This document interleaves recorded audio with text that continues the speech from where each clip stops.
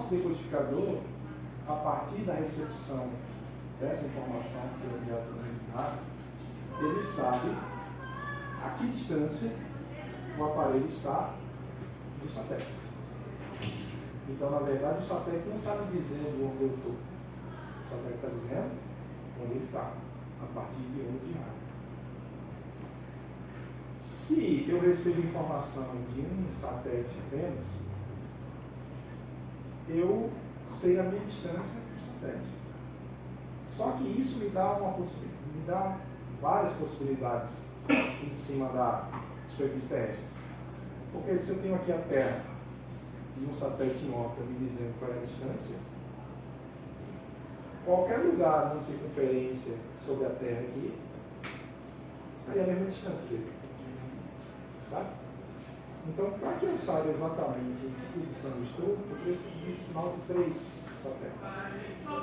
3 satélites me dando informação para o meu aparelho. Ele consegue saber a distância para esses 3 satélites e aí ele faz uma triangulação e acha exatamente o ponto onde eu estou. Então, o satélite de GPS ele funciona a partir de ondas de rádio, dizendo onde ele está. Então é assim que ele funciona. Então é uma aplicação de conhecimento da física, de conhecimento da física, para formar uma organização. Não sei se ficou claro para vocês.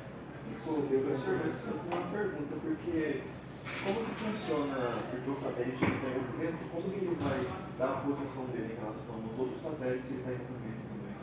Bom, vai mudar em relação ao satélite dela? Bom, na verdade essas relações de tempo elas são pequenas, né? Então, eu estou falando aqui para vocês um processo, mas é um processo. A minha explicação leva muito tempo. Mas isso em tempos de propagação de informação de satélite e da decodificação é praticamente instantâneo.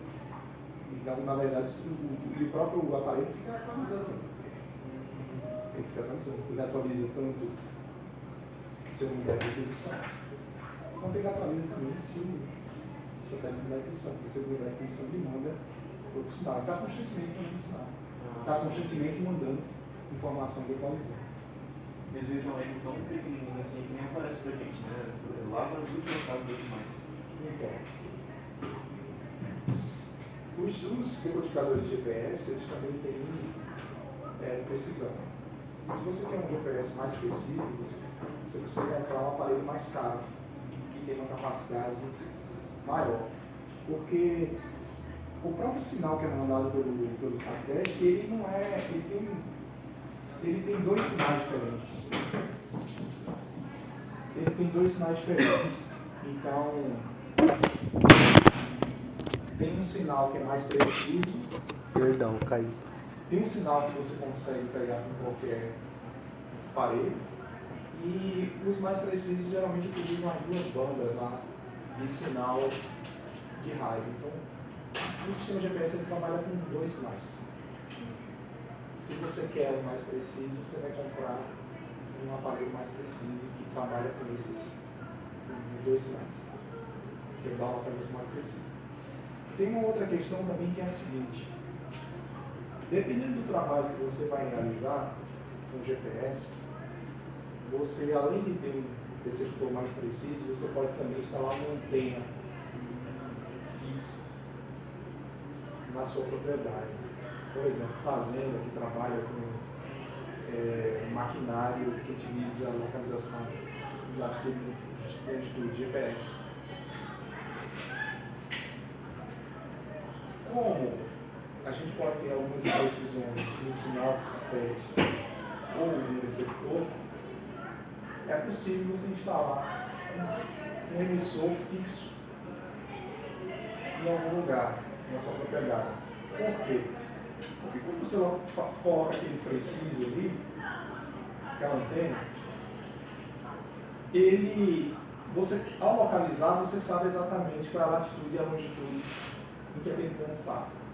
Principalmente porque você deixa ele lá parado e ele recebe informações durante mais tempo, ele brinca no receptor mais preciso, então você consegue saber exatamente que posição é aquela, que latitude é aquela, que longitude é aquela. Você localiza ali. certo? Então, essa antena aqui, ela vai ficar mandando um sinal para o entorno de qual é a posição dela, qual é a latitude e a longitude dela. Então, é como se você tivesse um outro satélite fixo dizendo qual é a posição em que ele está. Então, a máquina que está lá fazendo a colheita no meio da plantação, lá no meio da fazenda, ela pega a informação do satélite e pega a informação dessa antena. A precisão mais melhor. A precisão melhora. Por quê? Porque além do sinal de satélite, ele tem também a localização em relação a essa antena. Uma precisão mais melhor, né, Kelvin? Falei mais melhor? Falou mais melhor. Então, muitas dessas máquinas, muitas vezes operam sozinhas. Se você procurar aí, você vê vídeos, o cara lá só... Tomando tereré, né? Tomando tereré. Um monte de vídeo tem na internet, né? Os caras que tá fazendo a colheita, gravando assim, tomando tereré, é legal. Viu? Então, veja, para trabalhar com GPS, não é assim, vou pegar meu celular aqui e vou... Não, o celular tem uma precisão que a gente consegue usar para algumas coisas. Mas para situações de maior precisão, de maior exigência, você tem que utilizar um sistema... Essa situação agrícola, fins militares, né? Tem que Mas utilizar. então, precisa ser um negócio mais potente. Inclusive, o sistema GPS dos Estados Unidos foi criado com finalidade militar, né? Tudo foi criado. E os caras eles têm como controlar também o acesso, né? Por isso que muitos países, outros países, né, começaram a desenvolver seus sistemas próprios, para não ficar dependendo dos Estados Unidos. A China tem, né? A Rússia. A China, a Rússia A Europa também tem diferença. a União Europeia. A Europa acho que é Galileu. Eu não vou lembrar o nome agora, mas já Tem aconteceu. o Baidu também, mas eu não sei o que é. Levando para isso de fins militares, eu vi um negócio muito legal esses dias, que está acontecendo a guerra na Ucrânia, né, como todo mundo sabe. Aí, tipo assim, em regiões de campo, tem muita mina terrestre, que os combatentes deixaram. Aí, e os agricultores estão dando muito problema para tirar essas minas. Aí eu vi um cara que ele começou a usar, ele controla o trator dele via um controle assim, por acho que é um de rádio. E tipo assim, ele fica monitorando o trator, e o trator dele tem proteção. Aí o trator vai passando na fazenda inteira assim, ó, pra poder explodir qualquer bomba, porque como explode, o trator tem proteção que estraga o trator. Tipo assim, se a pessoa quiser, ela consegue achar muita utilidade pro satélite. Satélites, drones, Sim. também é possível instalar sensor em drone. Dependendo do sensor que você instale, você consegue também obter informações. Porque quando a gente fala em satélite, às vezes a gente acha que o satélite o satélite em si é o responsável por fazer o trabalho. Mas o satélite ele é só o veículo, É só um meio. é só o veículo, é só o transporte, é só o veículo. Na verdade, o que muda de um satélite para o outro é o que você instala nele. O sensor dele. É o sensor. Se é uma coisa que vai captar informações, se vai emitir informações, se vai girar ao redor da Terra em uma determinada órbita que vai acompanhar a luz do dia, se é um satélite que é estacionário, o satélite estacionário ele vai acompanhando a rotação da Terra. Ele vai acompanhando o lugar que ele está, né? Acompanhando o lugar que ele está. A Terra vai girando e ele vai girando junto. Por quê? Porque geralmente são satélites que têm essa finalidade específica, por exemplo, os satélites climáticos. Ele tem que ficar monitorando sempre aquela mesma região do planeta. Então não faria sentido ele ficar dando volta na Terra. Seria perder tempo dando volta, né? Perder o lugar que tem que olhar. Justamente. Para você estudar a evolução do clima, você estuda o mesmo satélite que é estacionário. E existem satélites que são satélites que têm sensores que são chamados de imageadores. Os imageadores, o que eles fazem? Eles têm que passar por toda a superfície da Terra, porque eles ficam pegando imagens, que são as imagens de satélite. Né? E esses imageadores eles têm que passar na Terra, olhar para a Terra sempre quando é de dia. Então eles conseguem o sol. Eles conseguem o Sol. Que aí são chamados de satélites de órbita heliosíncrona, ou seja, sincronizada com o Sol. Então ele fica dando volta na Terra, mas pegando sempre o dia para poder pegar imagens. Então os satélites eles têm a função de transportar O importante é o sensor. o sensor. Tem satélite que nem tem sensor, não tem sensor, né? Satélite, por exemplo, Quer dizer, é difícil pensar num satélite que não tenha sensor. Mas existem satélites que têm a função, por exemplo, de transmitir informações, como por exemplo o satélite de TV, que também é geoestacionário, então ele transmite um sinal.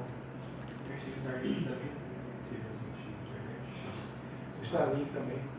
Agora virou meio que uma praga do espaço, em todo lugar que você olha de noite tem Starlink passando. Sério? Eu não sabia. Esse é do Elon Musk. É, Elon Musk. Eu vi até uma reportagem esses dias falando sobre o fato de que eles levam a internet para quem não deveria. Para quem deveria não leva, mas enfim, outra discussão.